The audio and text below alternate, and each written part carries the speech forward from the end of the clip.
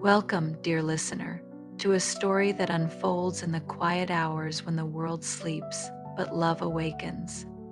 Settle into comfort as we enter a place where words dance on digital screens and hearts discover their perfect rhythm. In the heart of downtown, where neon lights cast rainbow shadows on rain-slicked streets, stood the Meridian Digital Library, a marvel of modern technology housed within the restored bones of the old Paramount Theater.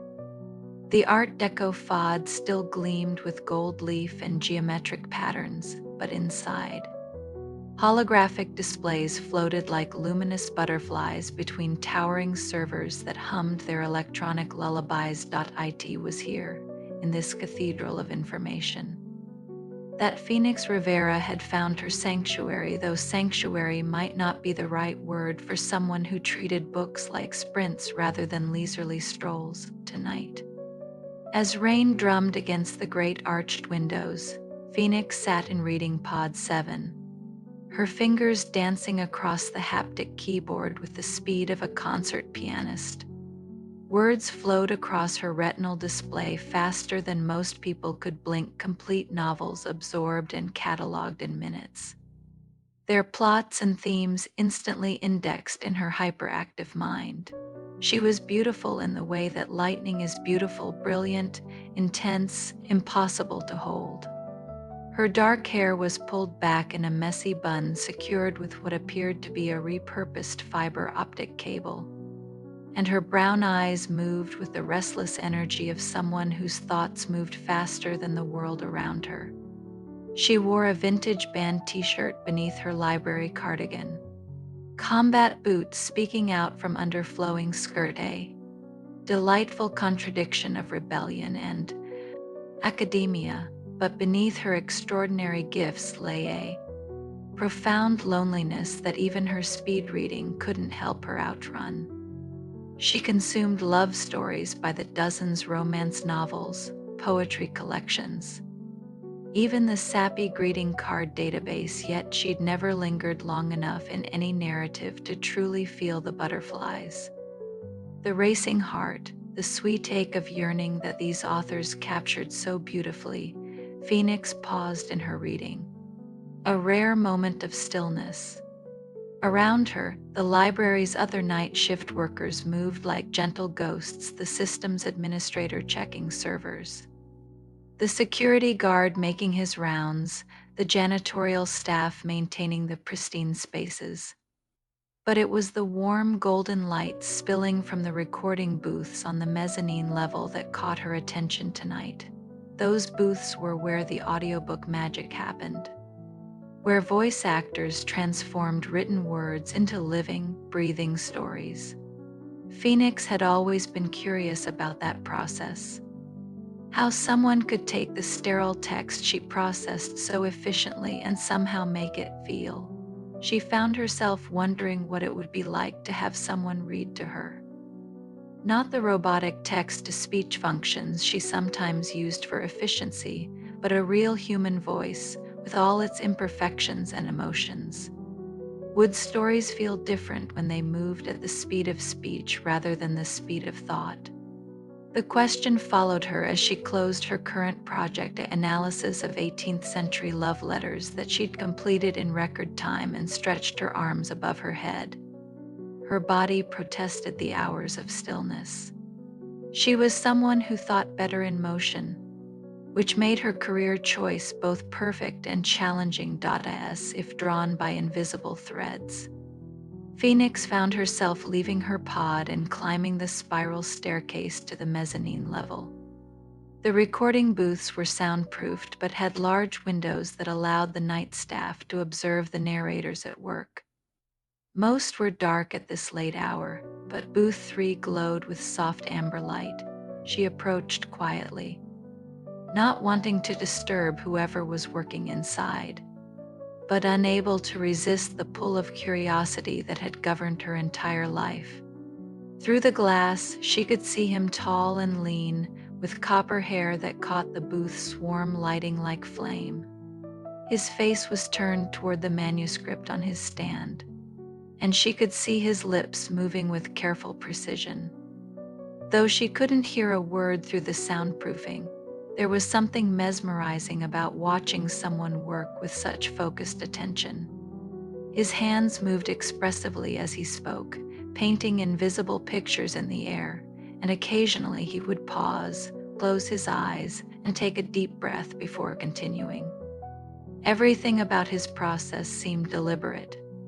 Thoughtful, the complete opposite of her own rapid-fire approach to literature, Phoenix pressed closer to the window.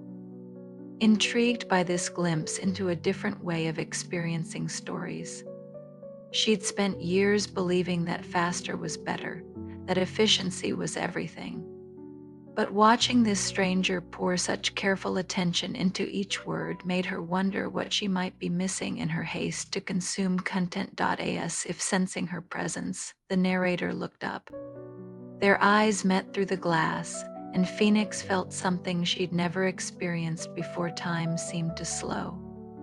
Her racing thoughts quieted to a whisper, and for one perfect moment, the world existed at exactly the right speed. He had eyes the color of sea glass, green with hints of blue and gray, and when he smiled at her through the window, Phoenix felt her heart do something unprecedented. It skipped. Not from caffeine or excitement or the thrill of solving a complex research puzzle, but from something softer, warmer, more mysterious.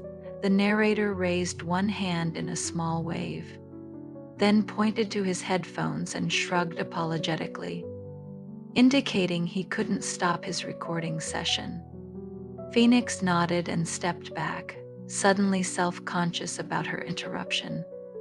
But as she retreated toward the staircase, she found herself moving slower than usual, reluctant to break this strange new spell that had settled over her restless spirit. Back at her workstation, Phoenix discovered she couldn't concentrate. For the first time in her professional life, words on a screen failed to capture her complete attention. Instead, she found herself glancing toward the mezzanine, watching for movement in the recording booth, wondering about the voice that went. With those expressive hands and kind eyes, she tried, returning to her work, a comparative analysis of modern dating apps and Victorian courtship rituals, but found herself reading the same paragraph 3 times without absorbing it. This was unprecedented. Phoenix Rivera's brain was a steel trap for information. She didn't reread, she didn't linger, she certainly didn't daydream about strangers in recording booths. Yet here she was, doing exactly that when her shift ended at dawn. Phoenix lingered in the library longer than usual, hoping to catch another glimpse of the narrator. But booth 3 was dark now, and the mezzanine level had settled into the quiet emptiness of early morning. She gathered her things slowly, another first, and made her way toward the exit. As she pushed through the heavy glass doors into the soft gray light of dawn, Phoenix carried with her the memory of sea glass eyes and the strange, wonderful feeling of time slowing down. For someone who had spent her entire life racing ahead, the experience was both thrilling and terrifying. Walking home through streets that sparkled with morning dew, Phoenix found herself thinking about love stories differently. Maybe, just maybe, the point wasn't to reach the ending as quickly as possible. Maybe the magic lived in the spaces between words, in the pauses between heartbeats, in the sweet anticipation of what came next. For the first time in her life, Phoenix Rivera was curious about the journey rather than the destination. And it was all because of a stranger with gentle hands and a smile that had made her forget, for one perfect moment, how to hurry. "I would like to hear all of them," Phoenix replied, her voice stronger now, but slowly. "Teach me how to slow down, Declan. Show me what I've been missing." His smile was tender, transformative. "It would be my pleasure, Phoenix Rivera." We have all night, and I promise you the best stories are never meant to be rushed. As rain began to tap against the booth's small window and Declan's voice wrapped around her like cashmere, Phoenix discovered that some things in life were worth savoring. And perhaps, just perhaps, the most beautiful story of all was the one beginning to unfold between a woman who read too fast and a man who understood that the best words were worth waiting for. 3 nights had passed since the poetry reading, and Phoenix found herself existing in a state of beautiful suspension between her old life and something entirely new. She still arrived at the library each evening, still settled into her workstation with the same efficiency.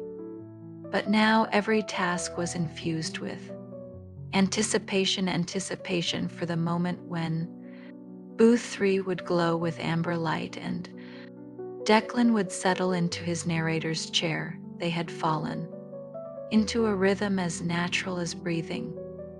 Phoenix would complete her assigned projects with her characteristic speed, but instead of filling her remaining hours with additional research, she would make her way to the mezzanine during Declan's breaks.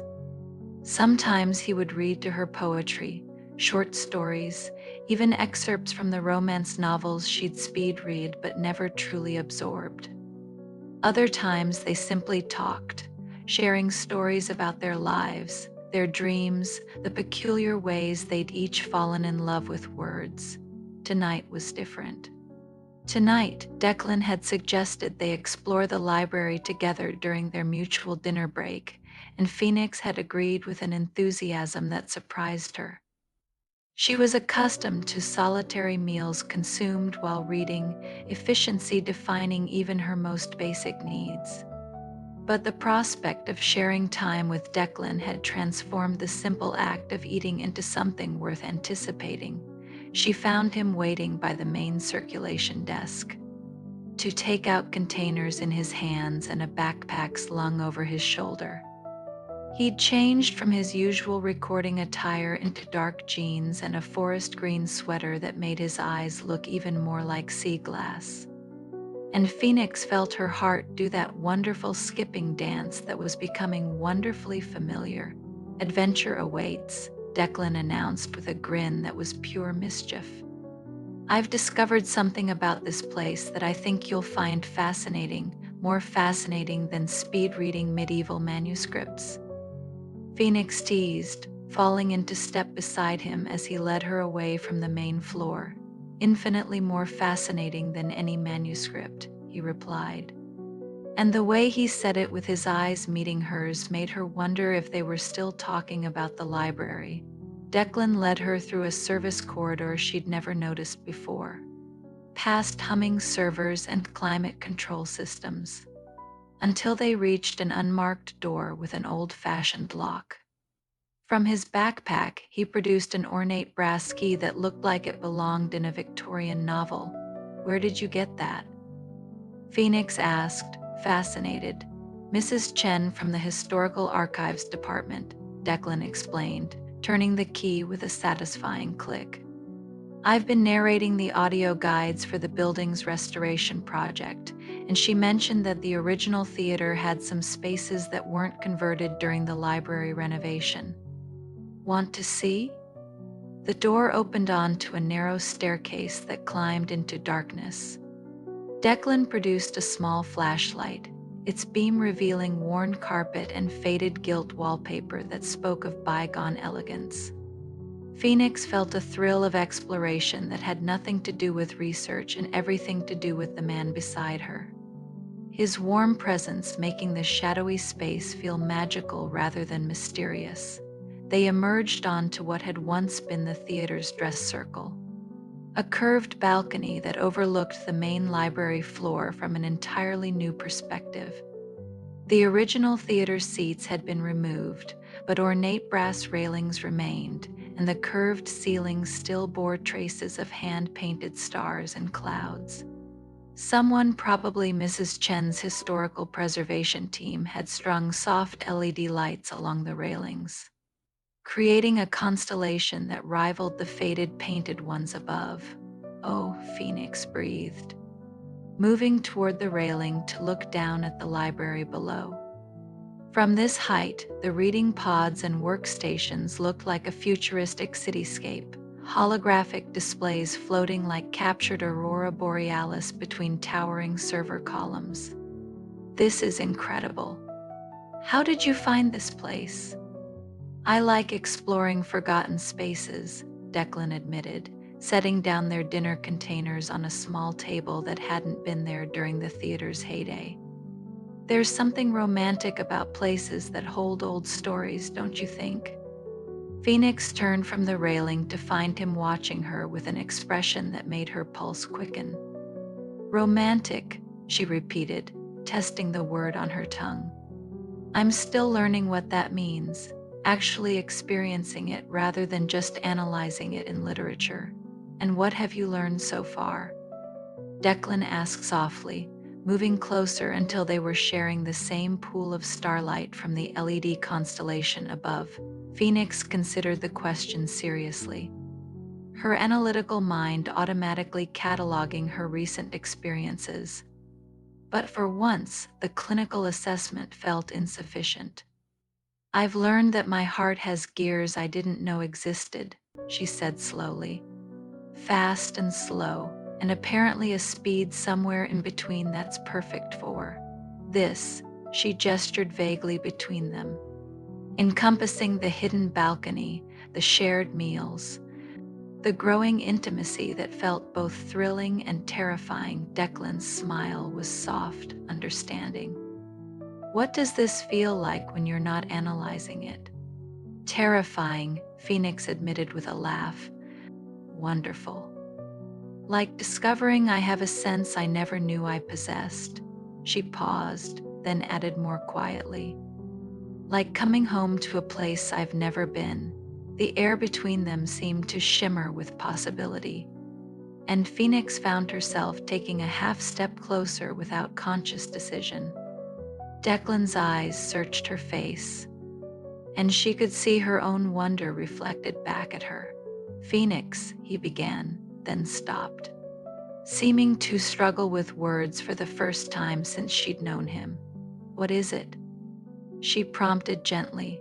I need you to know something, Declan said, his voice carrying an unusual gravity. I've spent my entire life feeling different, wrong sometimes. The dyslexia. The way my brain processes information, I've often felt like I was moving through a world designed for everyone else's operating system. Phoenix felt her chest tighten with unexpected emotion. She recognized that feeling, though her difference manifested oppositely: too fast rather than too slow, too efficient rather than too careful. But with you, Declan continued, his sea glass eyes never leaving hers, I feel like my speed is exactly right. Like maybe I was made to read slowly so I could teach someone brilliant how to savor stories. Like maybe you were made to think quickly so you could show someone patient how to discover new possibilities. The words hit Phoenix like a revelation. Pieces of herself she'd never understood suddenly clicking into place. We're complementary, she whispered. Like a speed reader and a narrator working together to create the perfect audiobook experience.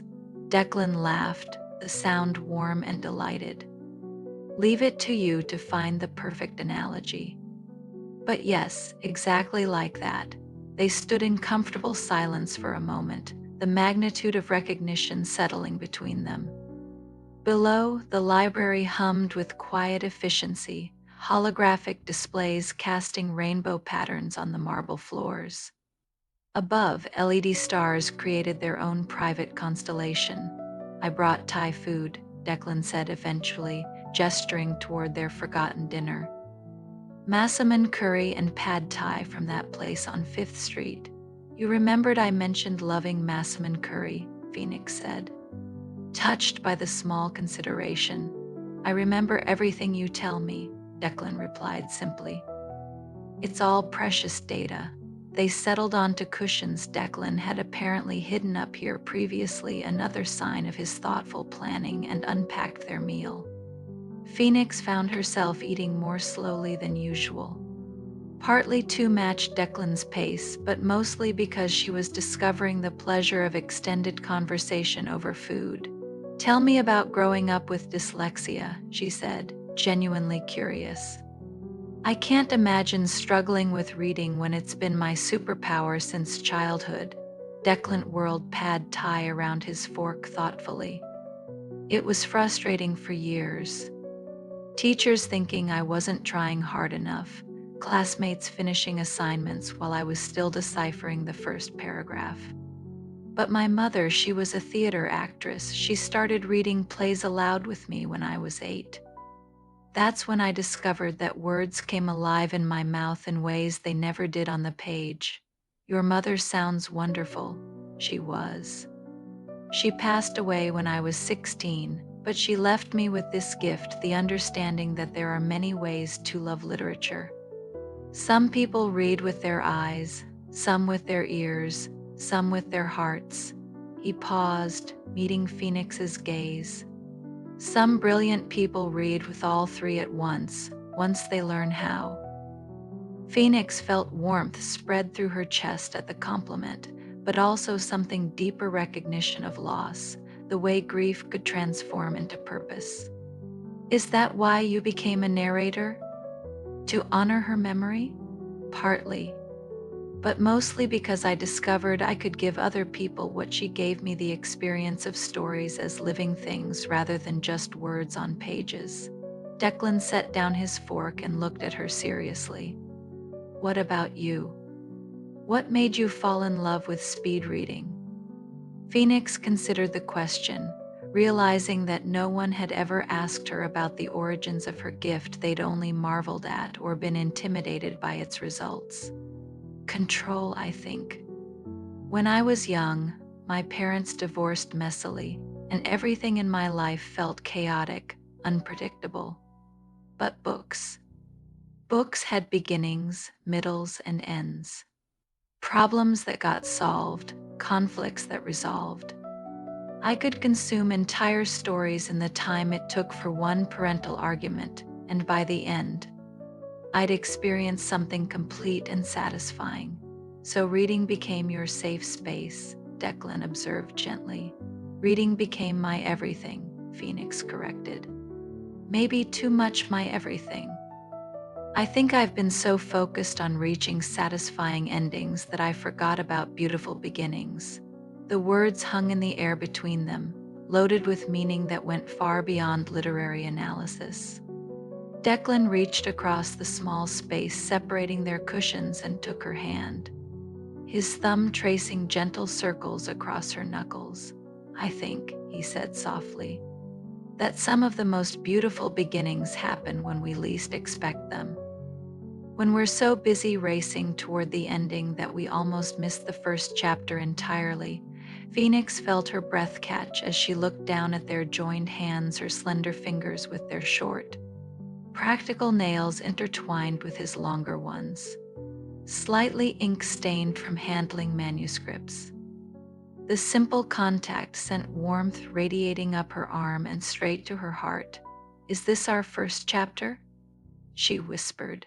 Declan lifted their joined hands to his lips, pressing a soft kiss to her knuckles that made her shiver with delight. "I hope this is just the prologue," he murmured against her skin. "I hope we have a very long, very beautiful story ahead of us." Phoenix felt something she'd never experienced before, the desire to linger in a moment, to stretch it like taffy until it lasted forever. She wanted to memorize the feeling of Declan's lips against her hand, the way the LED stars cast gentle shadows across his face, the sound of the library humming its electronic lullabies far below. "Teach me," she said suddenly, the words escaping with more intensity than she'd intended. "Teach you what?" Declan asked, though his eyes suggested he might already know. "How to stay in the moment. How to read our story slowly, savor every word, Every pause, every chapter break, Phoenix squeezed his hand, amazed by her own boldness. I don't want to speed read this, Declan.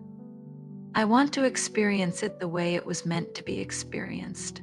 Declan's smile was radiant, transformative.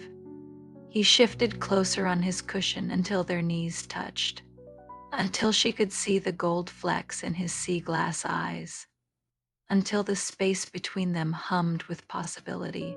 Lesson 1, he whispered, his free hand coming up to cup her cheek with reverent gentleness. The best stories always start with perfect attention to the opening line. Phoenix leaned into his touch, her eyes fluttering closed as she focused on the sensation of his thumb brushing across her cheekbone. And what's our opening line? Once upon a time, Declan murmured, his breath warm against her face. A woman who read too fast met a man who understood that the best words are worth waiting for. That's a very good opening line, Phoenix breathed, her heart racing in the most wonderful way. The best stories, Declan whispered, leaning closer until their foreheads touched, are worth taking your time with. And for the first time in her life, Phoenix Rivera understood that some things, the most important things, weren't meant to be rushed. Some stories were meant to unfold like flowers, slowly revealing their beauty one perfect petal at a time. 2 weeks had passed since their dinner in the hidden balcony, and Phoenix's world had undergone a fundamental transformation. She still processed information at superhuman speeds, still cataloged data with mechanical precision, but now her efficiency served a different purpose. The faster she completed her assigned work, the more time she could spend with Declan, learning the art of savoring moments. Tonight they had planned something special. Declan had been working on a particularly challenging audiobook, contemporary romance with multiple character voices and complex, emotional scenes, and he'd invited Phoenix to observe his recording process. More than that, he'd asked for her help with the technical aspects, creating a collaboration that perfectly married their complementary skills. Phoenix arrived at the library with unusual butterflies dancing in her stomach, carrying a thermos of the mint tea Declan preferred and wearing a soft blue sweater he'd complimented the week before.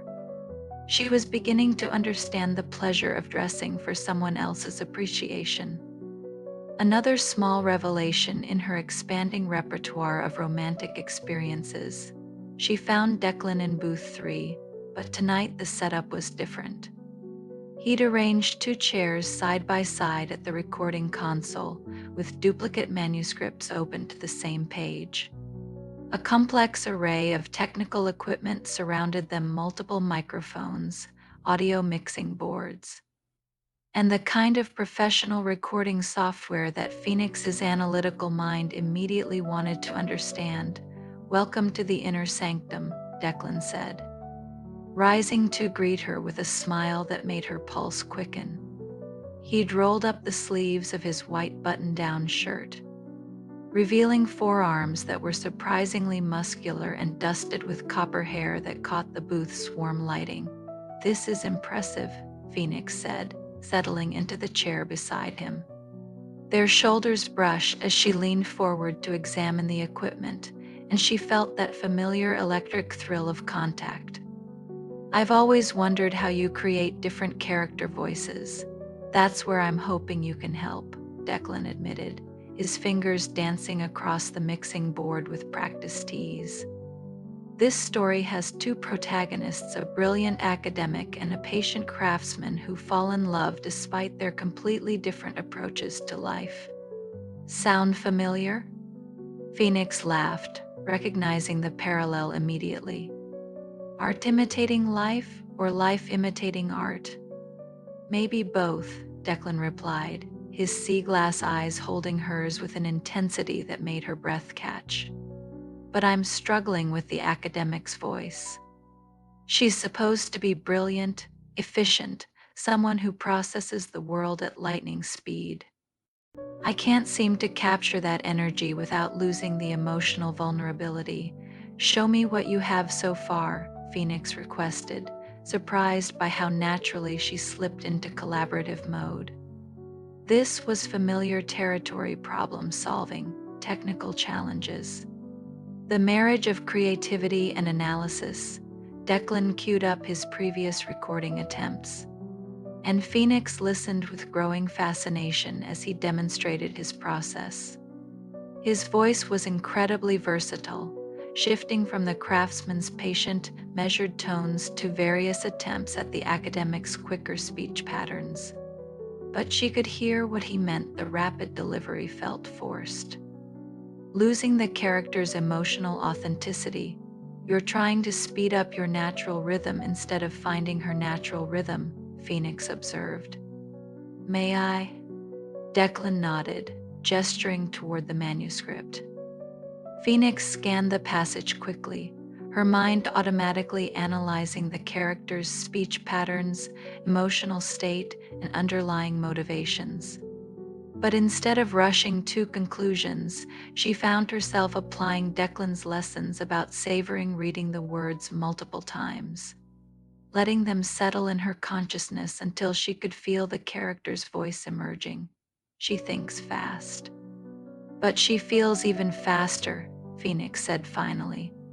Her challenge isn't just processing information quickly, it's processing emotions at the same speed. So when she speaks, especially about something important, the words come in bursts, like her heart is trying to keep up with her brain. Show me, Declan urged softly. Phoenix leaned toward the microphone, suddenly self-conscious about performing for someone whose vocal skills she admired so deeply. But Declan's encouraging nod gave her courage, and she began reading the passage in what felt like the character's natural voice: quick bursts of words punctuated by small pauses where emotions caught up with thoughts. I've read about love in thousands of books, Phoenix read, her voice capturing the character's intellectual intensity while revealing emotional vulnerability. Analyzed its patterns, categorized its manifestations. But I never understood, never felt how it could make someone's entire worldview shift in a single heartbeat. How it could make a person who values efficiency suddenly want to waste entire afternoons just listening to someone breathe. When she finished, the booth fell into profound silence. Phoenix looked up to find Declan staring at her with an expression of wonder that made her heart race. That was perfect, he breathed. Phoenix, that was. You didn't just read those words. You inhabited them. I think I understand her, Phoenix admitted quietly. Because I am her in so many ways.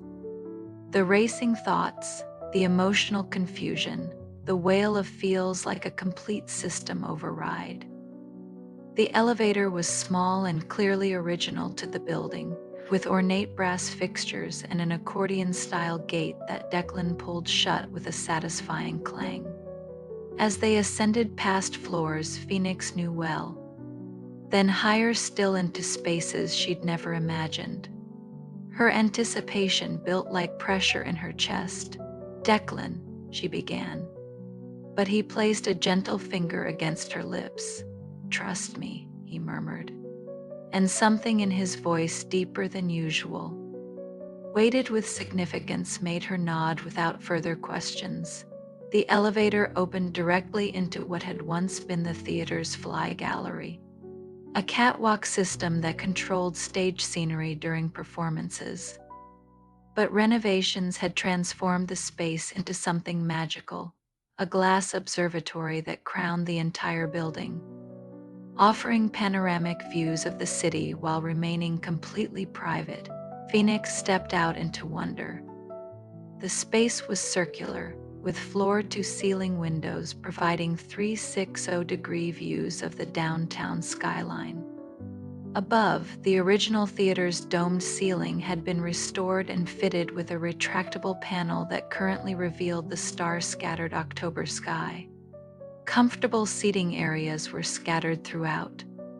Along with telescope stations and Phoenix's breath caught hundreds of books displayed on shelves that curved along the windows like literary constellations. This is the Meridian Observatory, Declan explained, his voice soft with reverence. It was built during the original renovation but never opened to the public. Mrs. Chen thought we might appreciate having it to ourselves for one evening. It's incredible, Phoenix breathed, moving toward the windows to look down at the city spread below like a circuitry board of light and shadow. How did you even know this existed? Research, Declan replied with a smile that made her heart skip. I wanted to find somewhere worthy of tonight. What's special about tonight? Phoenix asked, though her racing pulse suggested she might already know. Instead of answering directly, Declan moved to one of the telescope stations and made careful adjustments to its positioning. Come here, he said softly. I want to show you something. Phoenix approached, hyper-aware of his proximity as he guided her to the eyepiece. Look up, he instructed. Tell me what you see. Through the telescope lens, the October sky revealed treasures invisible to the naked eye. Phoenix found herself looking at a binary star system, two stars locked in orbital dance. Their light intertwining across impossible distances. They're beautiful, she whispered, adjusting the focus to better appreciate their cosmic waltz.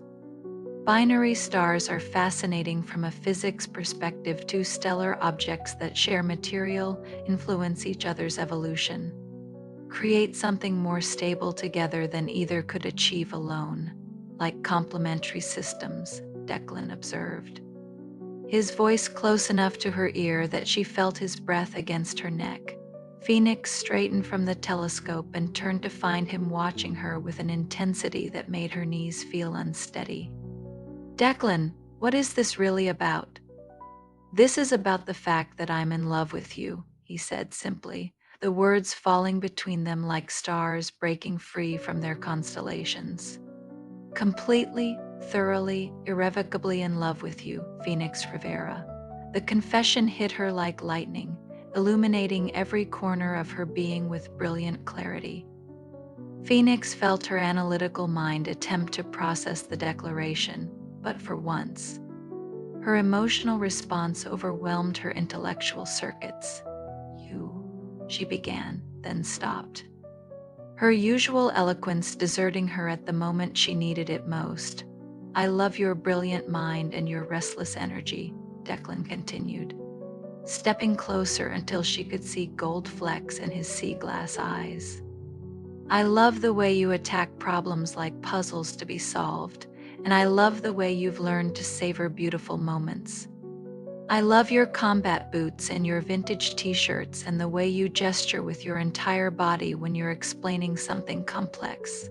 Phoenix felt tears prick her eyes, not from sadness, but from the overwhelming rightness of hearing her most vulnerable self described with such tender accuracy.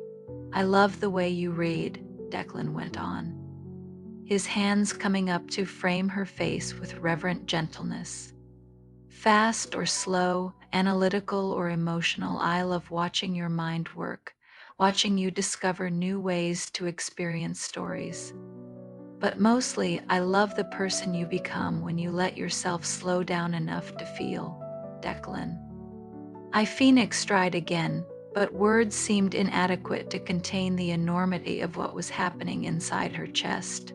You don't have to say anything, Declan assured her, his thumbs brushing away tears she hadn't realized were falling. I just needed you to know. I needed you to understand that meeting you has changed everything about how I experience the world. But Phoenix was already shaking her head, finding her voice with sudden fierce clarity. No, you don't understand. I have to say something because I've been walking around for 3 days feeling like my entire internal operating system has been rewritten. And I finally understand why. She placed her hands over his. pressing them more firmly against her face as she looked directly into his eyes. I love you too, Declan O'Brien. I love you in ways I didn't even know were possible. I love your patience and your gentleness and the way you make every word sound like poetry. I love your voice and your hands and the way you see magic in things I've always treated as mere data. Phoenix took a shaky breath, amazed by her own boldness. But mostly, I love the way you've taught me that some things, the most important things, are worth slowing down for. You've shown me that the best stories aren't about efficient consumption, they're about falling so completely into the experience that you never want it to end. Declan's smile was radiant, transformative. Are you saying you want our story to last a very long time? I'm saying I want our story to be infinite, Phoenix replied, pulling him down until their foreheads touched. I want chapters and sequels and spin-offs and entire literary universes built around this feeling right here. That, Declan murmured, is the most romantic thing anyone has ever said to me when their lips met this time. The kiss carried the weight of confession, the promise of future chapters, the sweet relief of finally acknowledging what had been building between them since that first moment of eye contact through soundproof glass. Phoenix kissed him with all the intensity she'd once reserved for consuming literature. But with none of the rush, this was a kiss to be savored, memorized, treasured when they finally broke apart. Both breathing hard, Declan reached into his messenger bag and produced a leather-bound journal with blank pages. What's this? Phoenix asked, accepting the beautiful book with wondering hands. A collaborative project, Declan explained, his eyes bright with mischief and love. I thought we could write our own story. You can speed write the exciting plot developments, and I can slowly craft the romantic scenes. Together, we can create something that's uniquely ours. Phoenix opened the journal to find the first page already inscribed in Declan's careful handwriting. Once upon a time, a woman who read too fast fell in love with a man who understood that the best words are worth waiting for. And they lived happily ever after, Phoenix suggested, looking up at him with eyes bright with unshed tears of joy. Slowly ever after, Declan corrected, pulling her into his arms beneath the star-scattered dome. Taking their time with every beautiful moment, savoring each chapter. Never rushing toward the ending because the journey itself was the greatest story ever told, as they held each other in the crystalline silence of the observatory. Surrounded by books and starlight and the infinite possibilities of shared tomorrows, Phoenix realized that she had finally found her perfect reading speed, not fast, not slow, but exactly synchronized with the rhythm of Declan's heart against hers. Their love story was just beginning. And for the first time in her life, Phoenix Rivera was in no hurry to reach the end. 6 months later, Phoenix woke in Declan's arms as spring rain tapped gentle fingers against the windows of their shared apartment above the vintage bookstore they'd bought together.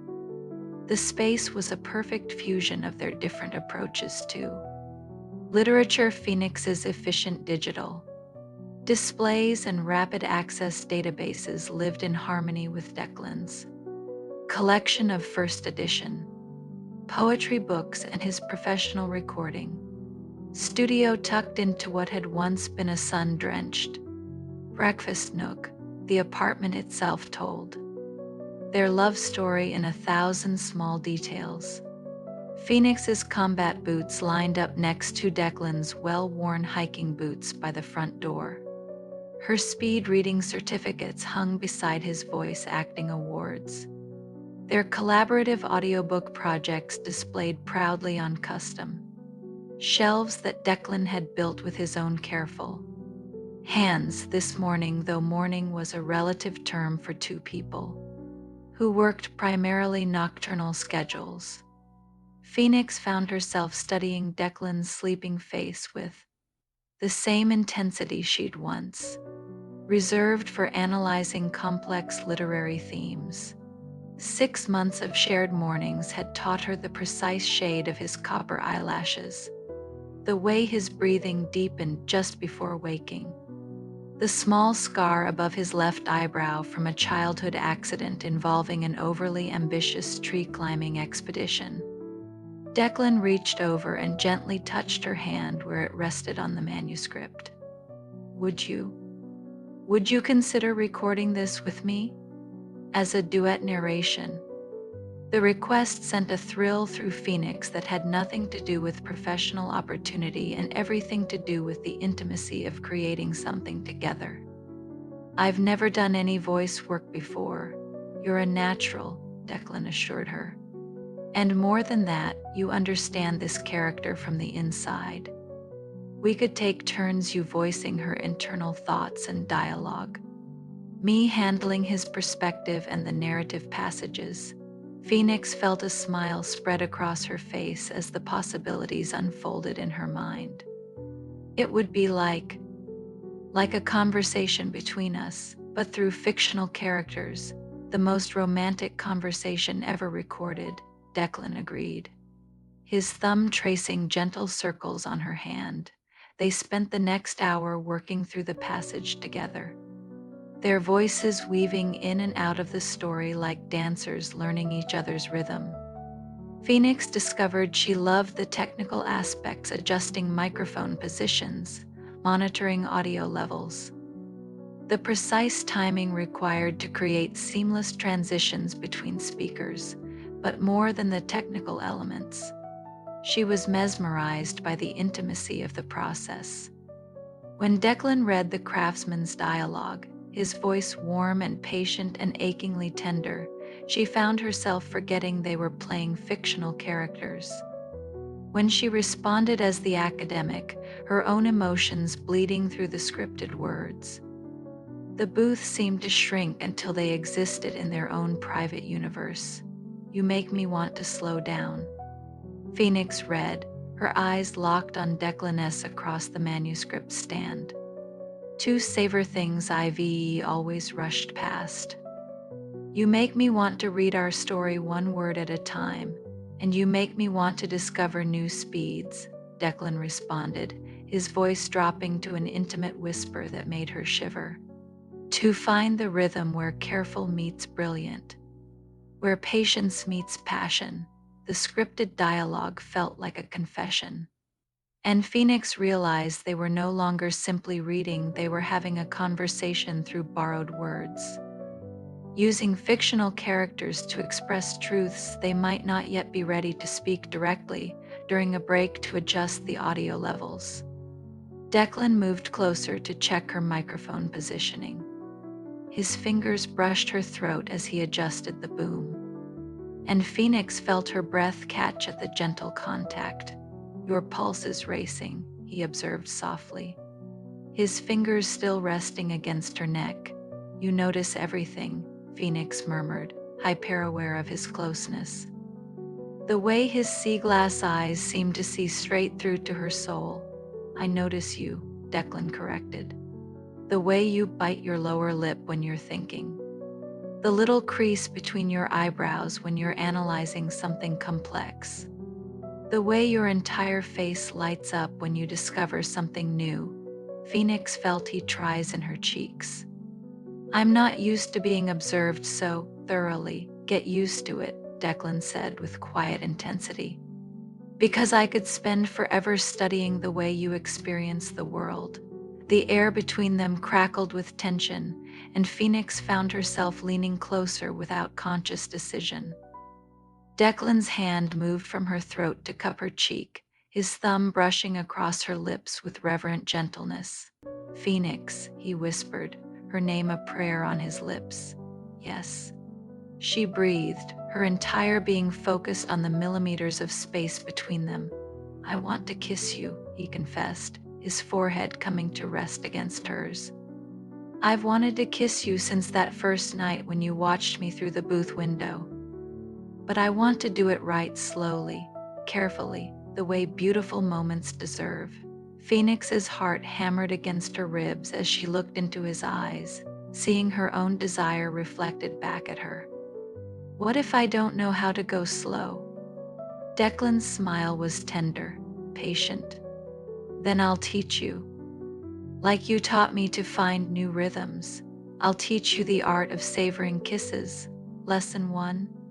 Phoenix whispered, her lips barely brushing his as she spoke. Lesson 1, Declan murmured. His breath mingling with hers. Anticipation is half the magic. They stayed like that for long moments. Foreheads touching, sharing breath, letting the tension build until Phoenix thought she might explode from the sweetness of waiting. Her hands found their way to his chest, feeling his heartbeat racing as quickly as her own beneath the soft cotton of his shirt.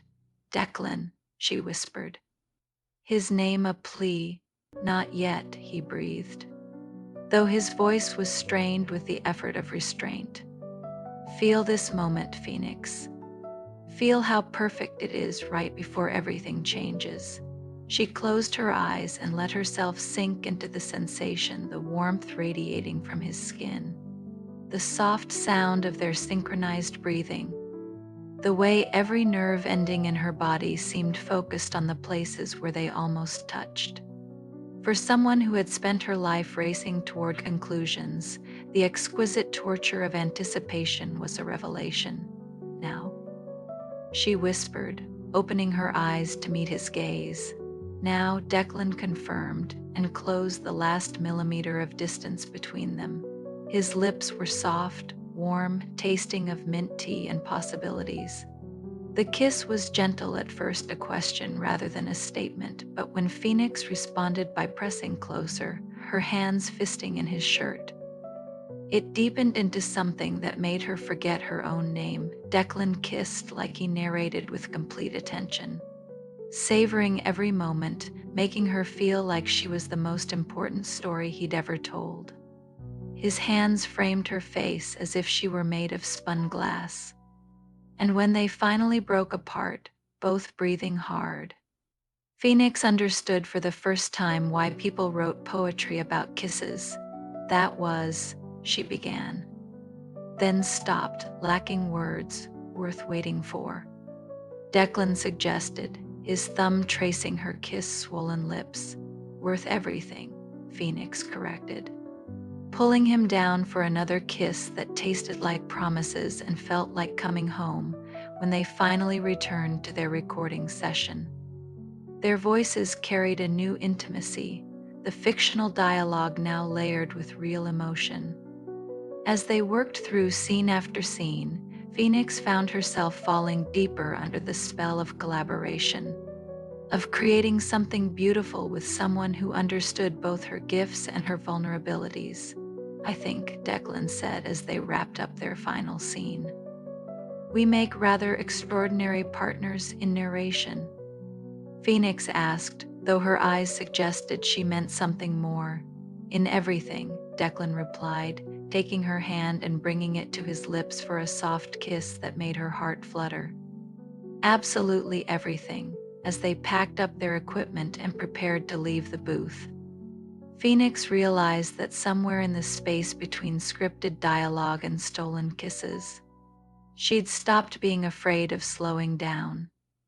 With Declan, she discovered that the most beautiful stories weren't about reaching the ending, they were about savoring every perfect moment along the way, and she had the distinct feeling that their story was just beginning. 3 days after their first recording session together, Phoenix found herself pacing the length of reading pod 7 like a caged leopard, her usual laser focus scattered to the four winds.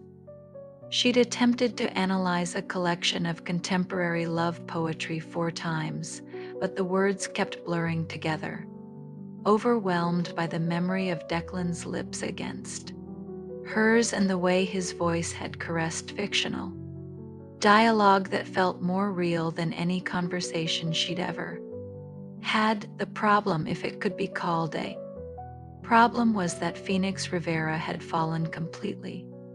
Irrevocably in love. The realization had hit her that morning while she was cataloging new acquisitions.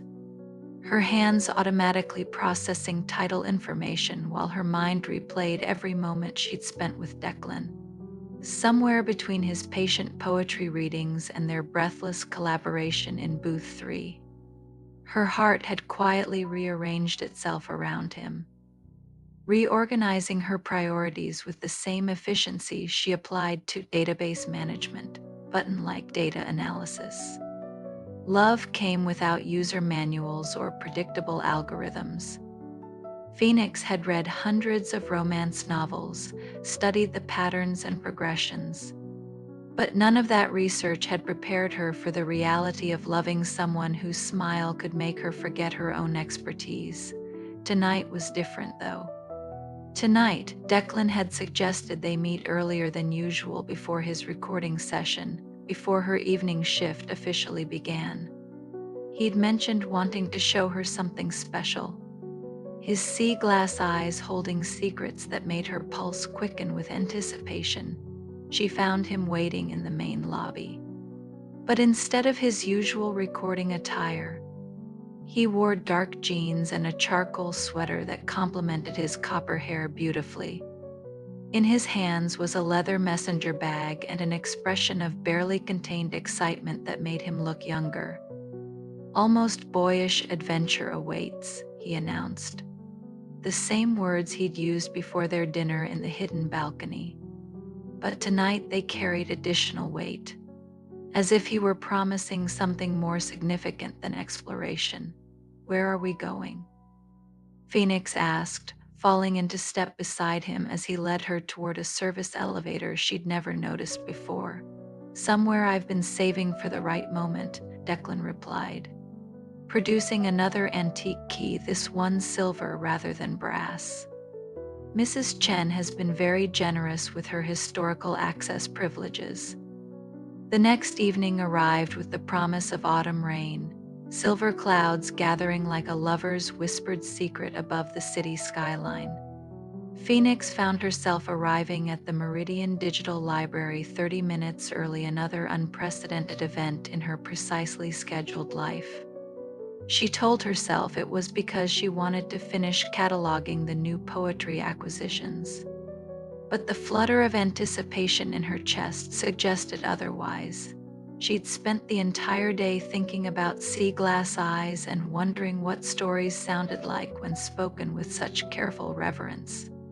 Her usual rapid-fire consumption of 3 novels over lunch had felt strangely hollow, leaving her hungry for something she couldn't quite name. Tonight, she chose reading Pod 5, not her usual station, but one that offered a better view of the mezzanine-level recording booths. As she settled into the ergonomic chair and activated her workstation, Phoenix found herself stealing glances upward every few minutes, watching for the warm golden light that would signal someone was recording. She'd managed to process 2 short story collections and was deep into a comparative analysis of global folklore when movement on the mezzanine caught her attention. There he was again, the narrator with the copper hair and gentle hands, making his way toward booth 3 with a steaming cup of tea and a stack of manuscripts. This time, Phoenix didn't even pretend to work. She watched, mesmerized, as he settled into his recording space, adjusting microphones and testing sound levels with the practiced efficiency of someone who loved their craft. When he finally opened his manuscript and began to speak, she found herself trying to read his lips through the soundproof glass, desperately curious about the voice that went with such expressive movements. 20 minutes into his session, the narrator paused and looked directly at her workstation. Even from this distance, Phoenix could see his smile, and she felt he tries in her cheeks at being caught staring so obviously. Instead of looking away embarrassed, she surprised herself by waving back a small gesture that somehow felt monumental. The narrator held up one finger in a wait a moment gesture. then reached for something beside his manuscript. He held up a piece of paper against the booth's window, and Phoenix squinted to read the handwritten message. Technical difficulties. Give me 5 minutes? Phoenix nodded enthusiastically, her heart doing that wonderful skipping thing again. She watched as he gathered his things and stepped out of the booth, moving with the kind of unhurried grace that she'd never possessed. He paused at the mezzanine railing and looked down at her, pointing toward the library's small area on the ground floor that was technically closed at this hour. But the coffee machines remained active for the night staff, and there were comfortable seating areas scattered throughout the main floor. Phoenix saved her work with trembling fingers and made her way toward the designated meeting spot, her combat boots clicking against the polished marble floors with a rhythm that matched her accelerated heartbeat. He was waiting by the vintage coffee machine, 2 cups already prepared. Up close, he was even more striking, tall enough that she had to look up to meet his eyes, with the kind of lean strength that suggested he spent time outdoors. His copper hair was slightly mussed from his recording headphones, and he had the most fascinating constellation of freckles across his cheekbones. Phoenix Rivera, she said, extending her hand with characteristic directness. Speed reader, insomniac, and apparently shameless eavesdropper on recording sessions. His laugh was warm and rich, with just a hint of an Irish accent that made her knees feel slightly unsteady. Declan O'Brien, he replied, taking her hand in both of his. His palms were warm, slightly calloused, and he held her hand just a moment longer than necessary.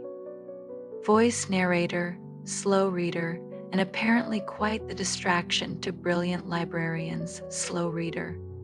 Phoenix tilted her head, intrigued. That's interesting phrasing. Declan's smile became more self-conscious, and he released her hand to gesture toward one of the comfortable seating areas near the great windows. Dyslexic, actually. Took me years to learn to read properly, and I'm still not fast at it. But I discovered that when I read out loud, something magical happens. The words, they come alive.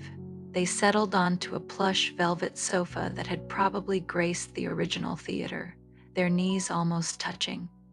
Phoenix found herself studying his face as he spoke, noticing the way his eyes lit up when he talked about his work, the expressive gestures that had caught her attention from afar. I've never met anyone who described reading as magical, she admitted. For me, it's always been about efficiency. How quickly I can extract information, process themes, identify patterns. I can read a 300-page novel in about 45 minutes. Declan's eyebrows rose. 45 minutes? That's incredible. But he paused, seeming to choose his words carefully. Do you ever just savor them? Let the language roll around in your mind like wine on your tongue? Phoenix felt something clench in her chest, not unpleasant, but intense. I don't think I know how, she said quietly. I've always been in such a hurry to get to the end, to understand the complete picture. But watching you work yesterday, seeing how carefully you approached each word, it made me wonder what I might be missing. Would you like to find out? The question was soft, almost shy, but there was something in his sea glass eyes that made Phoenix's breath catch. I mean, would you like to hear how a story sounds when it's savored?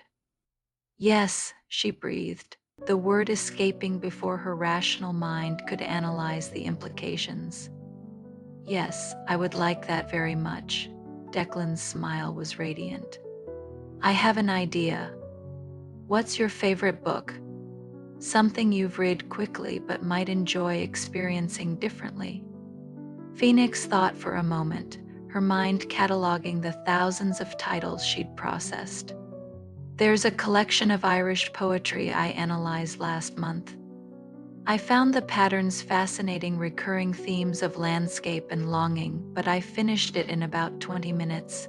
Irish poetry, Declan repeated, his accent becoming more pronounced with pleasure. My specialty. Which collection? Whispers from the Western Coast by Meave Sullivan. Do you know it? Declan's face lit up like sunrise. Know it. I narrated the audiobook version 6 months ago. I have the entire collection memorized. He stood, extending his hand. Come with me. Let me show you how those poems were meant to be experienced. Phoenix took his hand without hesitation, allowing herself to be led back toward the mezzanine. His fingers intertwined with hers as they climbed the spiral staircase, and she marveled at how right it felt, this slowing down. This savoring of simple contact. Booth 3 was still warm from his earlier session. The air scented faintly with the mint tea he'd been drinking. Declan gestured for her to take the comfortable chair usually reserved for long recording sessions, while he perched on a stool beside the manuscript stand. Close your eyes, he suggested gently. Let yourself just listen. Phoenix hesitated. Closing her eyes meant giving up control, surrendering to someone else's pace. But something in Declan's voice, patient, encouraging, completely without judgment, made her feel safe enough to try. She let her eyelids drift shut and immediately felt the world shift around her. Without visual input demanding her attention, her other senses became heightened. She could hear the soft whisper of turning pages, the gentle settling of Declan's weight on the stool, the quiet breath he took before beginning, when his voice began. Phoenix understood for the first time why people fell in love with audiobooks.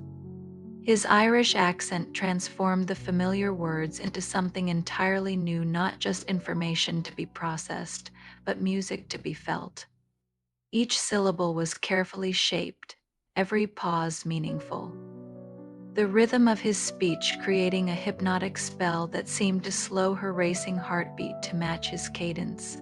The lighthouse keeper's daughter walks the shore at twilight. Declan read, his voice painting pictures in her mind, her footsteps writing love letters in the sand. Each wave erasing yesterday's promises to make room for tomorrow's dreams. Phoenix had analyzed these exact words for thematic content and historical context. But hearing them spoken with such reverence revealed layers she'd never noticed. The imagery wasn't just descriptive, it was alive, breathing, full of yearning that resonated in her chest like struck crystal. As Declan continued reading, Phoenix found herself sinking deeper into the experience. Her usual mental note-taking had fallen silent, replaced by something she'd never experienced before: pure aesthetic appreciation. She wasn't analyzing the poet's technique or cross-referencing themes with other works. She was simply feeling. When the first poem ended, Declan paused, and Phoenix realized she was holding her breath. That was, she began, then stopped, lacking words for the transformation she'd just experienced. Different. Declan suggested softly. Revolutionary, Phoenix whispered, opening her eyes to meet his gaze. I had no idea. I've been reading my entire life, but I think maybe I've never actually experienced literature before. The look that passed between them was electric, full of recognition and possibility. Declan reached out, his fingertips barely brushing her cheek. Would you like to hear another? I can feel you thinking, Declan murmured without opening his eyes, his Irish accent thicker with sleep. Your thoughts have a particular frequency that vibrates through the mattress. Phoenix laughed softly, pressing a kiss to the hollow of his throat. I was thinking about our story, how it's evolved from that first night when I watched you through the recording booth window. Declan hummed, his arms tightening around her. And what conclusions has that brilliant analytical mind reached? That we're not the same people who fell in love in that library, Phoenix mused, tracing lazy patterns on his chest. I've learned to slow down, you've learned to find new rhythms. We've created this hybrid approach to everything: life, work, love. Their business was thriving beyond their wildest dreams. Meridian Literary Experiences had become the premier destination for innovative audiobook production, combining Phoenix's lightning-fast script analysis with Declan's masterful narration skills. They developed a revolutionary approach that included interactive elements, multiple reading speeds, and what Phoenix had dubbed immersive literary experiences productions that made listeners feel like they were living inside the stories, but more than professional success. They'd found something infinitely more valuable: perfect partnership. Speaking of hybrid approaches, Declan said, opening his sea-glass eyes and regarding her with the kind of tender intensity that still made her heart skip. I have something for you. It's not my birthday, Phoenix protested, though she was already intrigued. Declan's gifts were legendary, not expensive, but perfectly thoughtful, usually involving some creative fusion of their shared interests. It's our half-year anniversary, Declan corrected, reaching toward his bedside table where a small wrapped package waited. 6 months since that night in the observatory when we admitted we were hopelessly in love. Phoenix accepted the gift with hands that trembled slightly with anticipation. The wrapping paper was recycled from manuscript pages, a characteristically thoughtful touch, and inside she found a device she'd never seen before. It looked like a hybrid between an e-reader and a traditional book, with flexible pages that felt like parchment but displayed text with crystal clarity. The cover was embossed with their names and the logo they designed for their business, two interlocking spirals that represented their complementary approaches to storytelling. What is it? Phoenix breathed, turning the device over in her hands. A prototype I've been working on with that tech developer friend of yours from university, Declan explained, his voice warm with pride. It's designed specifically for us, for people who want to experience stories at different speeds. Watch. He showed her how the device could display text at any reading speed, from leisurely contemplation to Phoenix's superhuman pace, but with an innovative feature that let readers pause and savor particular passages, or speed through sections and return to experience them differently.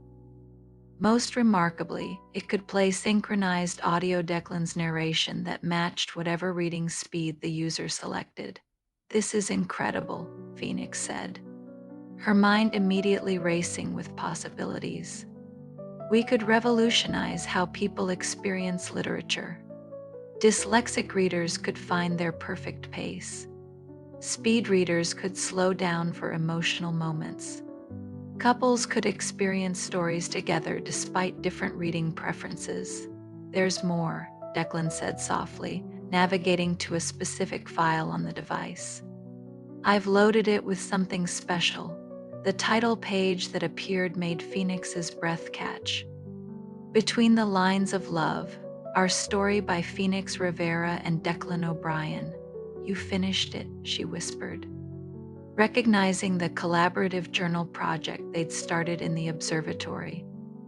Over the past months, they'd filled its pages with the story of their relationship, Phoenix contributing rapid-fire dialogue and plot developments, Declan crafting the romantic scenes with his characteristic patience and attention to detail. We finished it, Declan corrected. I just compiled it into this format so we could experience it the way it was meant to be experienced together.